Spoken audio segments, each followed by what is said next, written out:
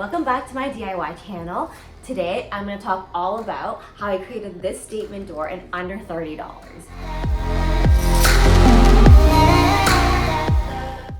The inspiration from this door came from Courtney. I saw this beautiful barn door that she did and I instantly fell in love with it, and I knew I wanted to create my own version of it.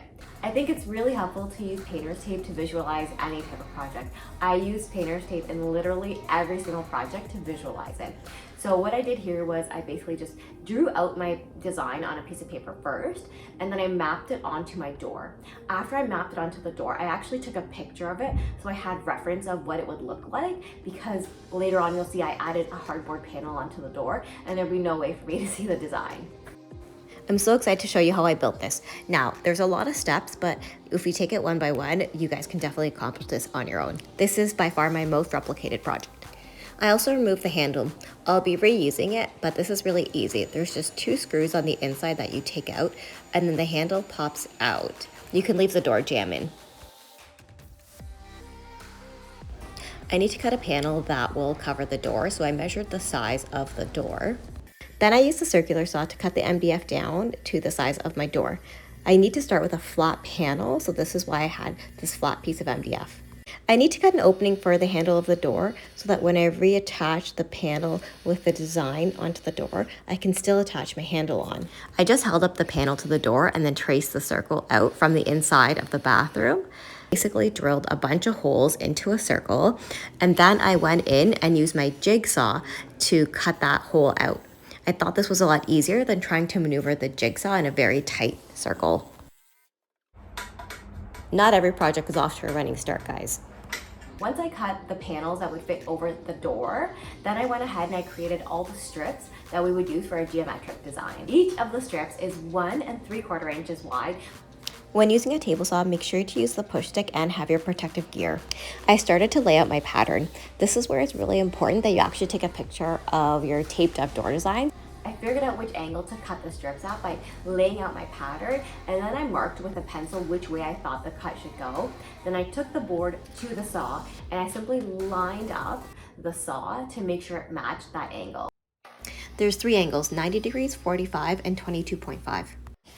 Check out how good this cut is. So whenever I measure, I either measure short, like the same side, like it doesn't matter. Just make sure you're measuring on the same side. And then as I'm measuring, I'm using my spacer in between to like measure the gaps as well. So this is the way you put it on. You put the glue on the back, and then you put your spacers, right? I've got both my spacers. And then you simply, have to fit it. Ooh, and it's a little bit a delicate thing because I don't have that many clamps. And then you just press it down. It's time to bust out the pin nailer. I know it looks like a brad nailer. It's just a little bit different. The nails are much smaller. And so you see the arrows, they actually have that because they're headless. So I think this is gonna be better for the door because the door is hollow, right? You're thinking, Hannah, this is too complicated for me. Don't worry, I got you. I have a guide on my blog that has the exact measurements, what angle to cut them at for all the different strips. And you can also select whether your door opens inwards or outwards. So that's a great resource that I created. All right, my next piece now. So I know it's gonna go here. So I've already cut one of these to 45 degrees. I'm going to put my spacer, and then I'm going to line up my next one. Okay, I'm gonna see where it should go. Okay, so now I know that this line here is gonna continue on the same angle of 22.5. So this is when I really wish I had another arm. After a while, you kind of get the hang of which angle should be 45 degrees, which should be straight, and which should be 22.5. Just remember, anywhere you're gonna cut a 22.5, you're gonna have a joining angle that's gonna be another 22.5 to make that 45 degree angle.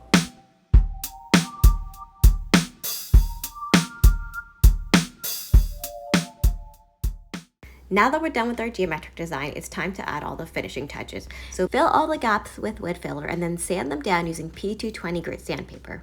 So to get that perfect finish for your door, you want to make sure you prime your door. So I used Sherwin-Williams Wooden Wall Primer. I think this is a great primer. And what I did was first I went in with a paintbrush and painted all the small crevices between the strips.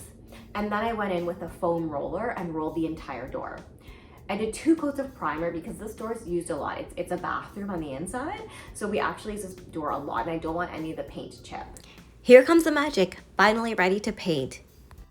Since I was making a statement door, I wanted this color to also be a statement color. So I picked this really rich, moody color from Sherwin-Williams called Urbane Bronze.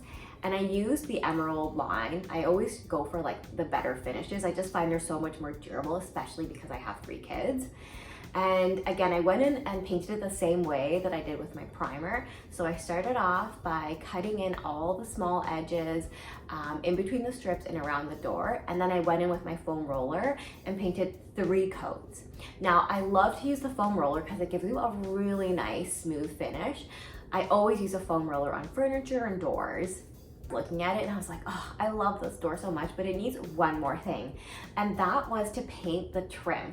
So I taped off the trim and then I painted it with the same color Urbane Bronze. I wanted to create a really cool geometric accent wall in my house, but really my house is quite small and so I didn't really have the space. But I thought, wouldn't it be so neat if I could create this accent door?